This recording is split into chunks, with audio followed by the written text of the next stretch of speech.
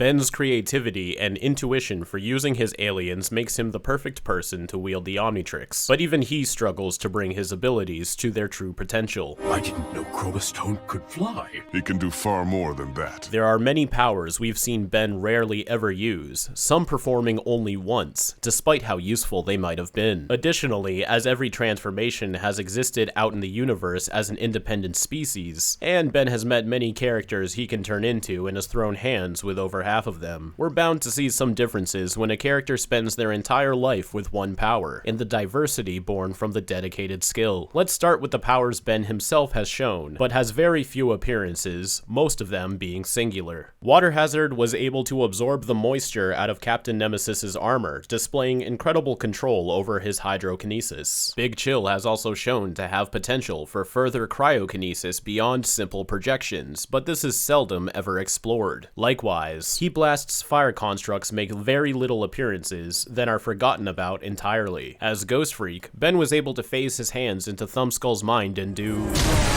whatever the hell this is. Echo has a huge grab bag for one-off random powers, such as force fields, echolocation, sonic frequency enhancement, and object duplication. His levitation is also a notable one-off, but he does do it again briefly in Omniverse. He is also able to send his sonic attacks through radio waves via a cell phone. Good luck explaining that one. While stopping time is just a result of Accelerate Super Speed, something he uses very often, Ben never goes this fast as Accelerate ever again. He also barely utilizes his Sharp Claws. Upgrade was also shown creating constructs, and can transform into electricity for creative mobility. Swampfire can generate mud apparently. Here's mud in your eye!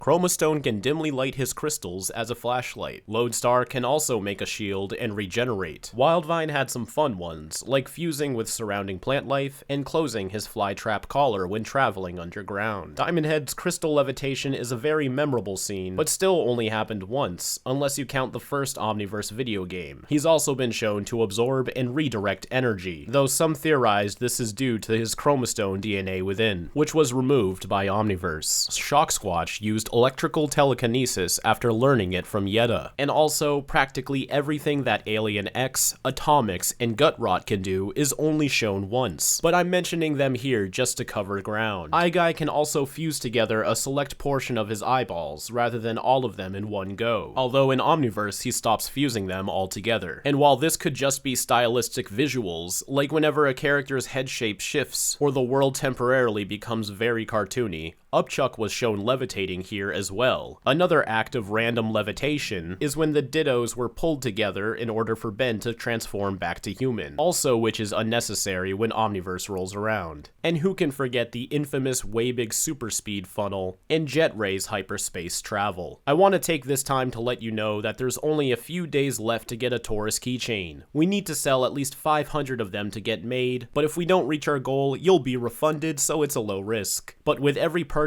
you can win a chance for me to draw either you or your OC in the 5-whale style and be a part of episode 3 of the motion comic. Now let's move on to powers we've seen other species use that Ben can also do, but hasn't. In the full darkness of space, Zeskar was able to project a powerful beam of energy. This beam does return when battling Vilgax, where Zeskar also used telekinesis. This doesn't exactly count as a power, but Goop's escaped DNA Geo-archetype, The what? Your transformations! fought Ben with his anti-gravity projector, which I thought was kind of creative. Sugilite was also able to repair an entire planet. I don't know how else to phrase this, nor do I know if this is exclusive to Petropia, or if Ben can just fly around terraforming other planets with Chromastone, but it happened. Prisoner 775, aka Bradley for the Breakdown fans, threatened Rosem with a spike from his tail. Along the same lines, Galapagus has claws that can protrude from his fins. And perhaps the biggest one of them all, practically everything that Rad can do, such as telepathy, electrical transformation and absorption, and his intangibility are frustratingly never used by Ben, who reduces Amphibian to another simple electric alien.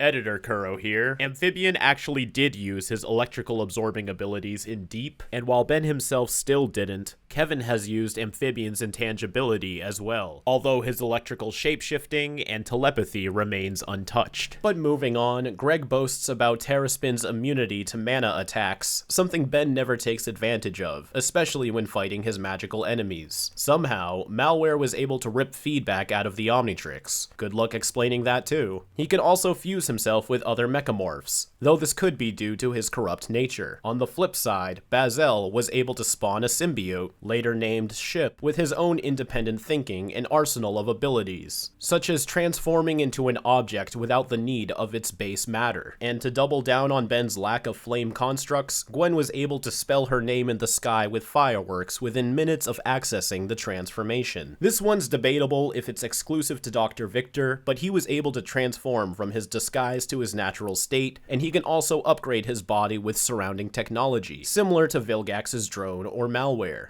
Nosedenians can also duplicate and emit sonic frequencies. Sounds a bit familiar, doesn't it? And there's also a handful of powers that are never shown at all, such as Wildmutt's famous ability to shoot quills from his fur, although this was shown off in the Alien Force video game. They use those spines as ranged weapons. The same goes for Jet Ray breathing underwater, unless you count these brief few seconds when he flew underwater in peer pressure. Cannonbolt is also said to release a powerful chemical blast, though this could be exclusive to their Vulpin counterparts. That's about all I can think of for now. I'm sure I've missed a few, but if it seemed like I've missed too many of them, I guess a part 2 could be in order. For now, please check out 5YL the motion comic coming out on this channel. We've worked really hard on it the past couple of years, and without 5 years later, this YouTube channel wouldn't exist in the first place. Thanks for watching, and as always, keep it fizzy.